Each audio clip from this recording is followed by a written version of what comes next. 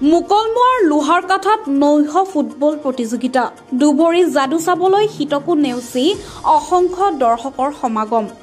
লোহাৰকাঠা যুৱক সংঘৰ সহযোগত লোহাৰকাঠা ফুটবল একাডেমীৰ উদ্যোগত তৃতীয় বাৰ্ষিক নৈশ আমন্ত্ৰণমূলক ফুটবল প্ৰতিযোগিতাখন লোহাৰকাঠা যুৱক সংঘৰ খেলপথাৰত অনুষ্ঠিত কৰা হয়। মঙলবাৰে অনুষ্ঠিত কৰা প্ৰতিযোগিতাৰ উদ্বোধনী খেলখনত অংশগ্ৰহণ কৰে বঙাইগাঁও ৰঙাপানী FC আৰু ঘোগা FC দলে। উদ্বোধনী খেলখনত ঘোগা FC দলে 5ৰ পৰা 1 গলৰ ব্যৱধানত বঙাইগাঁও ৰঙাপানী FC দলক পৰাস্ত কৰি প্ৰতিযোগিতাত অগ্ৰগতি লাভ কৰে। আজি আমাৰ খেলখন ঘোগা FC আৰু আমাৰ বঙাইগাঁও ৰঙাপানীৰ মাজত হৈছিল আৰু এই খেলখন বহুত সুন্দৰে হৈছিল আজি। কিন্তু মানে অলপ গলৰ ব্যৱধানটো অলপ বেছি থাকিল। 5-1 গলত ঘোগা FC জয় লাভ কৰিলে। এইটো আমাৰ লোহাৰকাঠা যুৱকৰ সৌজন্যত লোহাৰকাঠা ফুটবল একাডেমীৰ সাহায্যাৰ্থে তছেৰ আলী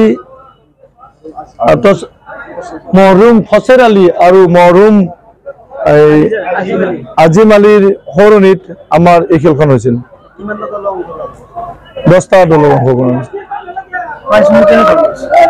প্ৰাইজসমূহ আছে আমাৰ ফাৰ্ষ্ট প্ৰাইজ হ'ল আপোনাৰ 31,000 আৰু ট্ৰফি 35,000 আৰু ট্ৰফি আৰু ছেকেণ্ড প্ৰাইজ হ'ল আমাৰ 25,000 লগতে ট্ৰফি। আজিতো আমি ভালে পাইছোঁ, বহুত দৰ্শক আহিছে আৰু আগন্তুকো আমাৰ দৰ্শক হ'ব বুলি আমি আশাবাদী আৰু ইয়াতকৈ ভাল ভাল খেল ৰাইজে চাবলৈ পাব। লোহাৰকাঠা যুৱ সংঘৰ সজনত আৰু লোহাৰকাঠা ফুটবল একাডেমীৰ উদ্যোগত